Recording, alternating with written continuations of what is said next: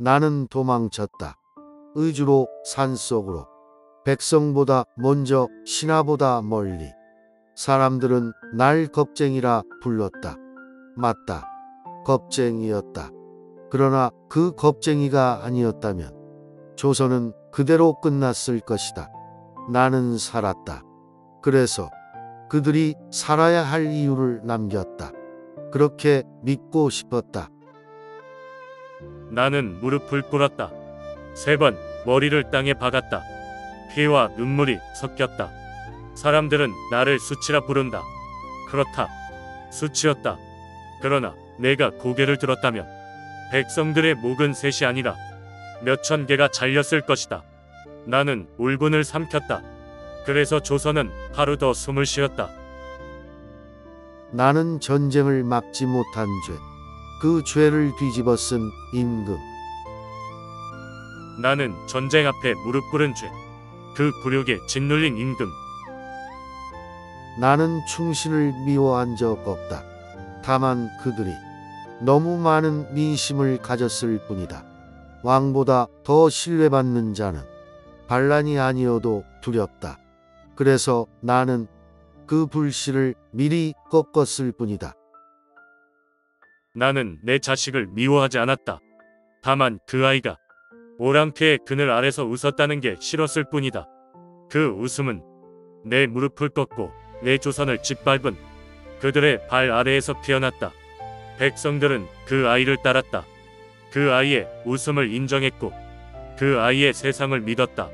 나는 그것이 두려웠다. 그래서 나는 그 불씨를 미리 꺾어냈을 뿐이다. 그리고 남은 2글자, 선조. 인조. 욕하라. 나는 이미 귀를 무덤에 묻었다. 하지만 오늘 밤 흙 속에서도 그 말이 들린다. 도망친 왕이여, 무릎 꿇은 왕이여. 대체 무엇을 지켰는가? 나는 말할 것이다. 광해를 의심한 이유, 이순신을 미워한 공포를, 소현을 두려워한 까닭을, 손자를 죽인 두려움을. 나의 고뇌를, 나의 슬픔을 그 누구도 이해하려 하지 않았다. 시대의 비명을 겪어보지 않고 누가 나를 욕하는가? 누가 나를 욕하는가? 그 북소리가 싫었다. 이순신의 승전보가 들려올 때마다 내 귀는 먹먹해졌다. 사람들은 나를 보지 않고 그만 보았다.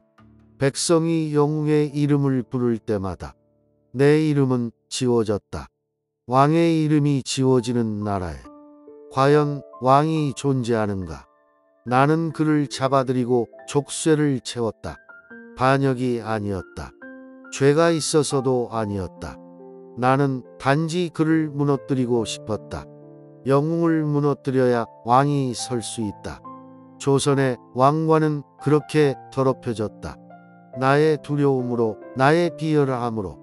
나는 충무의 칼보다, 의병의 함성보다 내 자리 하나가 더 두려웠다. 빛나던 이름들이 목을 베이고 뼈가 으스러질 때도 내 손끝은 꿈쩍하지 않았다. 그들의 무고함을 난 알고 있다. 하지만 충신은 죽어서야 충신이 된다. 살아있는 충신은 언제든 칼끝을 돌릴 수 있다. 죽어서야 그들은 내게 충성했다. 죽어서야 조선은 내 이름으로 하나가 되었다. 그대들이 기억하는 나는 비겁하다. 그대들이 배운 나는 잔혹하다. 그래, 맞다. 비겁했으며 잔혹했다. 그러나 잊지 말라. 그 비겁함과 잔혹함이 없었다면 조선은 영웅의 이름으로 찢겨 죽었다. 백성은 외적과 싸웠고 나는 사람과 싸웠다. 결국 내 칼은 조선을 지킨 영웅부터 꺾어버렸다. 무고한 이들을 희생해 나라를 구했다고 믿고 싶었다. 나는 도망친 것이 아니다. 조선의 심장인 왕열을 보존한 것이다. 나는 영웅을 잘라냈다. 번자가 흔들리면 그들의 검도 녹슬기 때문이다. 나는 궁궐부터 재건했다. 왕의 금박이 벗겨지면 조선의 이름이 먼지 될 테니 백성의 고통은 내일도 남지만 왕권이 꺾이면 오늘로 끝난다. 그러니 나의 선택은 비겁이 아닌 생존의 정석이다. 나는 이제 묻는다.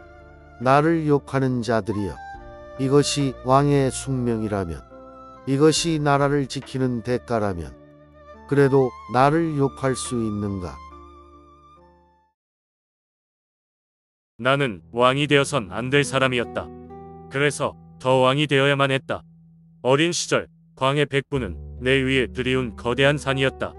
넘을 수도 넘어서도 안 되는 그림자. 나는 숨을 죽였고 그는 내 존재를 지웠다. 그러나 반정의 칼날이 번뜩일 때 겁과 욕망이 동시에 내 속을 태웠다. 살려면 왕이 되라. 그 순간 세상이 속삭였다. 나는 백부를 몰아냈다. 그가 먼저 나를 밀어냈으니 피부치를 법정에 세우는 일도 죄가 아니었다. 적통보다 예리한 것은 칼, 빗줄보다 묵직한 것은 권력. 그가 약해진 틈에 나는 강해졌다. 그것이 왕좌의 법이다. 삼전도에서 무릎을 꿇었다. 굴욕은 잠깐이지만 멸망은 영원하다. 내 이마의 피로 100만 백성을 살렸다.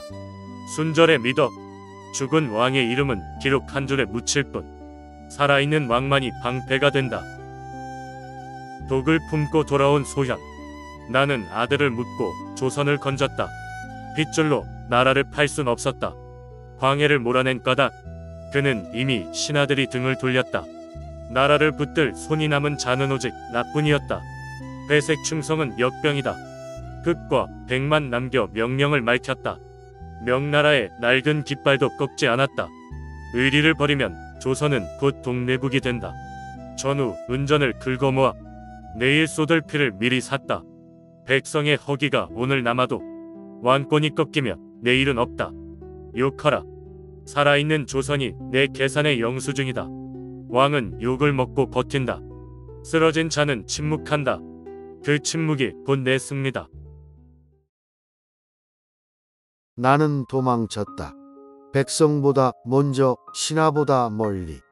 말을 달려 산을 넘고 강을 건넜다. 그렇게 나는 살았다. 임금이 살아야 나라가 산다고 믿었다. 그래서 나는 살기로 했다.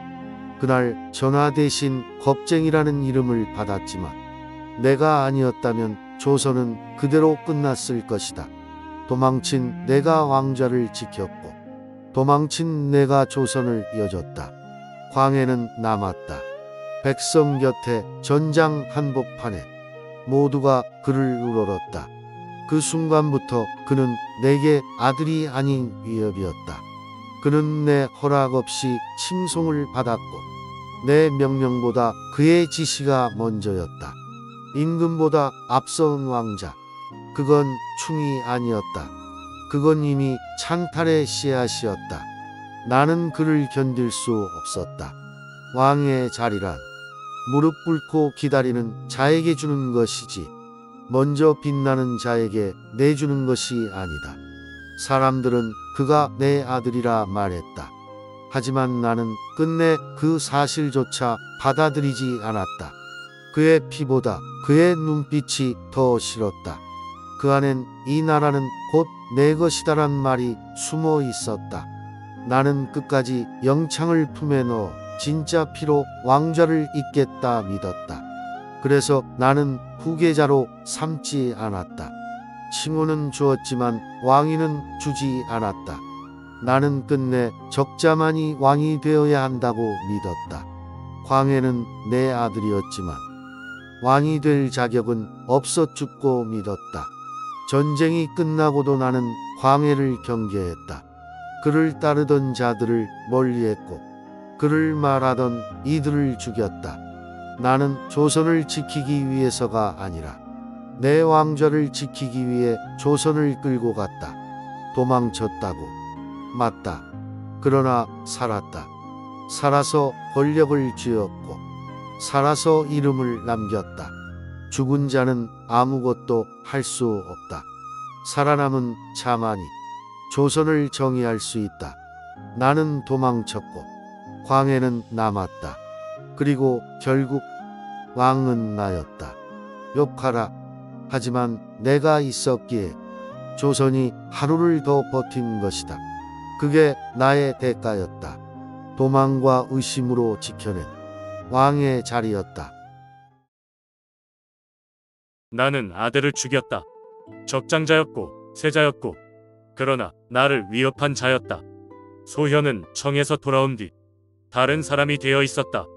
그의 손엔 오랑캐의 책이 들려 있었고 그의 입에선 변화라는 말이 흘러나왔다. 그는 말없이 조선을 바꾸려 했다. 절을 줄이고 의복을 바꾸고 사대의 예를 의심했다. 나는 견딜 수 없었다. 조선의 임금이 되겠다는 자가 오랑캐의 문무를 배우겠다고 했다. 그건 불경이었다. 나를 향한 도전이 아니라 조선을 향한 모욕이었다. 그의 눈빛은 담담했지만 그 안엔 내가 없었다. 그는 이미 자기 세상을 꾸리고 있었고 그 속에 나는 조선은 지나간 질서일 뿐이었다. 나는 두려웠다. 그 두려움은 곧 확신이 되었다. 그가 살아있으면 나는 무너진다. 그리고 그날 그가 죽었다. 누가 죽였는가? 나는 묻지 않았다. 아니, 이미 알고 있었다. 죽음이 내 뜻을 먼저 읽었고 나는 침묵으로 명령을 내렸다. 며느리는 울부짖었다. 강비는 진실을 말하고 싶어 했다. 그러나 진실은 언제나 왕을 무너뜨린다. 나는 사약을 내렸다. 그녀의 입을 닫고 숨을 끊고 죄를 만들었다. 불경이라 불렀고 영모라 새겼다. 남은 건 아이들이었다. 소현의 아들들. 내 피였지만 내가 만든 질서를 지울 수 있는 존재들. 나는 기다리지 않았다. 그들이 자라기도 전에 그 가능성을 지웠다. 나는 아들을 죽였고 며느리를 죽였고 손자들까지 지웠다. 그들은 내 가족이었고 조선의 위협이었다. 나는 아버지가 아니었다. 나는 임금이었다. 그날 이후 밤마다 이름을 불렀다. 소현, 강빈. 그러나 대답은 돌아오지 않았다. 그 침묵이 내 왕좌를 지켰다. 욕하라. 하지만 잊지 마라. 그들이 살았으면 나는 무너졌고 조선은 뒤집혔을 것이다. 나는 조선을 지켰다. 내 방식으로, 내 손으로. 나는 전쟁을 불러왔다. 외를 얕보았고 명을 맹신했다. 그래서 나라는 무너졌다. 그런데 나는 도망쳤다. 백성보다 빨리, 신하보다 먼저 임금의 자리를 지키려면 살아야 했다. 그래서 살아남았다. 내가 돌아와 처음 한 일은 백성을 먹이는 게 아니라 궁궐을 다시 짓는 것이었다. 임금이 초라하면 나라가 초라해지니까 백성이 굶어 죽을 때 나는 금빛 용마루를 올렸다. 광해를 인정하지 않은 것도 같은 이유였다. 서자가 임금이 되면 조선이 무너진다 생각했다. 나는 이순신을 시기했고 김덕령을 죽였으며 유성룡을 멀리했다. 모두가 나보다 큰 사람이었다. 모두가 내 왕위를 위협했다. 나는 나라가 아니라 내 자신만을 지켰다. 욕해도 좋다. 그 덕에 조선이 하루 더 연명했다. 나는 왕이 되고 싶지 않았다. 아니, 왕이 될 수 없었다. 그러나 왕이 아니면 죽는 자리였다. 그래서 백부를 몰아냈고 옥좌를 빼앗았다. 내 왕위는 태생부터 죄였다. 백부의 눈빛, 피로 얼룩진 반정의 흔적, 모두가 나를 부정했다.